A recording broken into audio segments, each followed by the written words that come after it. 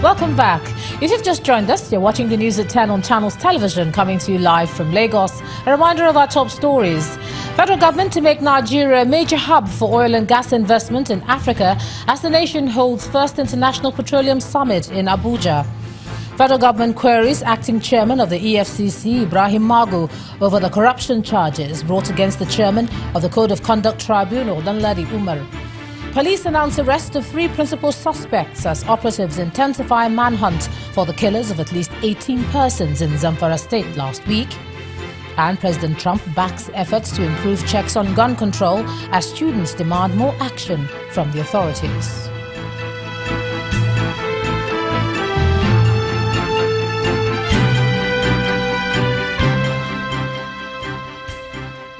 Now do remember that for more on our top stories and others, please visit our website channelstv.com and youtube.com/channelsweb.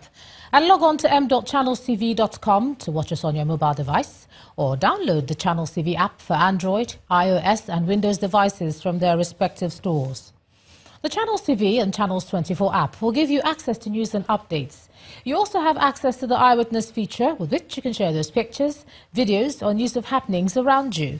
Just install the app and then tap and swipe to reveal the menu and then follow the instructions. Let's take a look at some of the pictures that you sent in to us, and we can begin with this video from the Ozumbam-Badiwe area of Victoria Island in Lagos State, showing a man whom our Eyewitness reporter says is a member of staff of the Eko Electricity Distribution Company, disconnecting a building allegedly used as a clubhouse from the national grid.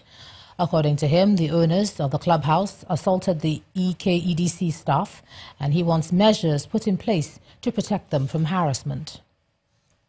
Still in Lagos State is this image of a place where a transformer at the Moruf Owunla Street in Ayobo area of the state was installed. Our Eyewitness reporter claims the transformer broke down in July 2017 and was taken away after a week by the Ikeja Electricity Company, but hasn't been returned till date, leaving residents in the darkness ever since. Next is this image from Dakwa Road in Abuja, the Federal Capital Territory, showing men whom our Eyewitness reporter claims are engaged in illegal discharge of fuel into drums. He is of the opinion that this act has increased the fuel scarcity in the area. And finally is this picture of an ongoing construction along Ugijo-Shagamu Road in Ogun State. Our Eyewitness reporter alleges that there is a drainage diversion to residential areas, but no canal to receive the high volume of water, and he wants it looked into.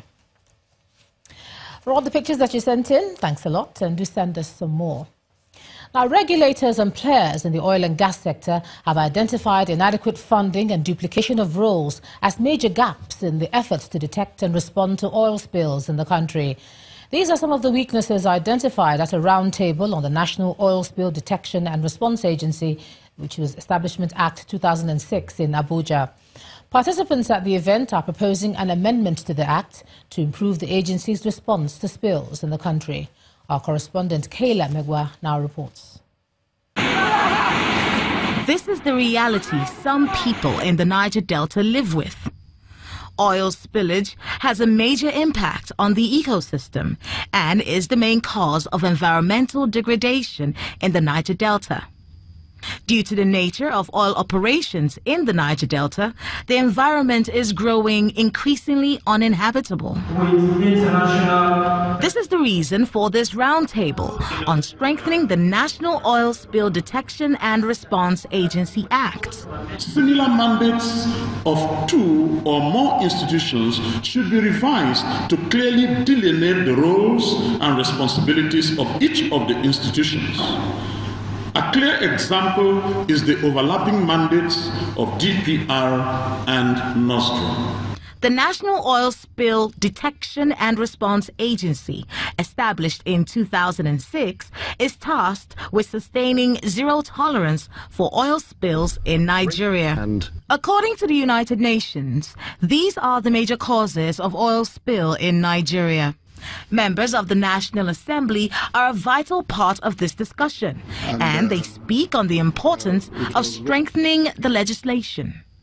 You can't have an agency that can bark or can bite. You can't have an agency that cannot function the way it should be. A government official at the event spoke on the federal government's commitment to clean up the Niger Delta and said plans are underway to ensure this is done soon. The government is particularly interested in what is going on here to ensure that we have the right regulations in place, and so that this whole issue of environmental spillages and all of the negative impact on the environment is addressed. These participants believe that if the gaps in the Act are fixed, Nigeria will be able to meet up with international best standards as regards prevention, detection, and response to oil spillage. Kayla Magwa, Channels Television News. The acting chairman of the Economic and Financial Crimes Commission, Mr. Ibrahim Magu, has been queried by the federal government over the corruption charges filed against the chairman of the Code of Conduct Tribunal, Mr. Danladi Umar. Also queried is the senior advocate of Nigeria, Mr. Festus Keyamo, who was engaged as a private lawyer by the EFCC to prosecute the CCT boss. He is to confirm under whose authority he filed the charges. The federal government ordered Mr. Magu to submit his response to the Attorney General of the Federation on or before Tuesday, February the 20th. In the query signed by the Solicitor General of the Federation, Mr. Dayo Akpata, Mr. Magu is to explain why such charges were filed against the tribunal chairman. The EFCC had on February the 2nd brought a 2-count charge against the CCT chairman, Danladi Umar, bordering on alleged receipt of 10 million naira bribe from one Mr. Rashid Owolabi Taiwo. Meanwhile, the CCT chairman will be arraigned on March the 15th at the FCT High Court Abuja, despite being cleared of corruption allegations twice by the EFCC. And the president is giving Nigerians the assurance that all mismanaged and misappropriated national assets recovered will be sold and the proceeds of the sales paid to the National Treasury. President Muhammadu Buhari says his administration will continue to pursue a robust, effective and legitimate anti-corruption campaign that safeguards the Treasury and Commonwealth of all Nigerians. He also vowed not to allow a repeat of what happened in the 1980s when buildings and other ill-gotten property seized by the military administration were returned to corrupt officials following the ouster of the head of state. The president was speaking in Katsina State, where he received representatives of social groups in the Daura Emirate. Let's cross over to Abuja now. Here's Markwe Ogun Yusuf. Markwe? Hello, Ijoma. Hey. Well, troops of the Nigerian army are reportedly in a gun battle with suspected members of the Boko Haram terrorist group in Dapchi community of Busari local government area of Yobe State. The Commissioner of Police in the state, Mr. Sumono Abdumaliki, told Channels Television that the incident started this evening and security forces are already making efforts to repel the attack. Dapchi is 100 kilometers north of Damaturu, the state capital, and it remains one major town that has not recorded an attack by the terrorists since the start of the insurgency in the troubled region. Meanwhile, security forces have killed a suspected terrorist who attempted to detonate an explosive device at the University of Maiduguri. The terrorist was said to have been shot dead before he could detonate the explosive device on him. And staying with security matters, 3 principal suspects have been arrested in connection with the recent killings of at least 18 people in Zulumi local government area of Zamfara State. Police Public Relations Officer Jimo Moshood says the 3 men are in custody and are assisting the police in their investigations. Mr. Moshood gives their names as Halilu Garba, Zubeiru Marafa and Nafiu Badamasi. And a Fulani social-cultural organization, Mieti Allah, is asking the governors of Benue and Taraba states to suspend the implementation of their anti-open grazing laws until the federal government provides solutions to the controversial issue. The national chairman of the organization, Bello Bodujo, insists that the Fulanis bear no ill will against Benue and Taraba states, but the governors should stop politicizing the issues. He was speaking at a meeting in Bauchi State. When you see the governors of Benue and Taraba states, I want you to deliver a message to them. Tell them the Fulanese are not their adversaries.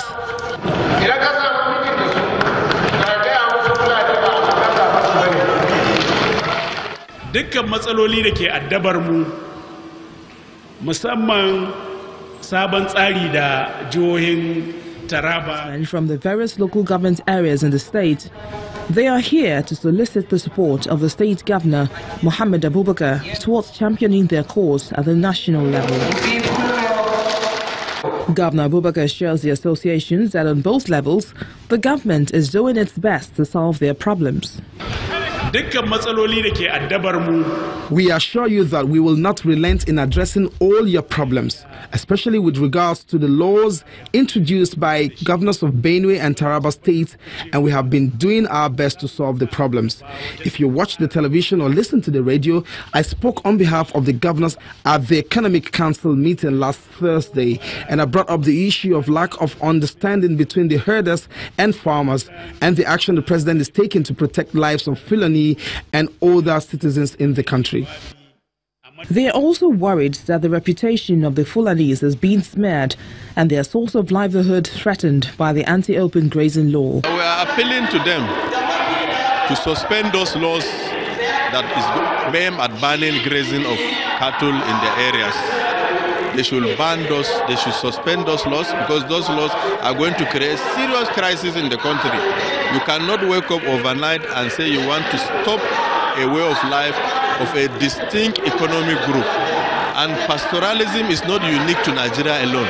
It's practiced all over the world, particularly on the African continent. This is one of several meetings where issues are discussed to find a lasting solution to clashes between herdsmen and farmers. But the question remains if the resolutions will be agreeable to all concerned. When the news at 10 returns, the Central Bank of Nigeria cautions commercial banks with huge non-performing loans over dividend obligations. But that's on Business News. Do join us again.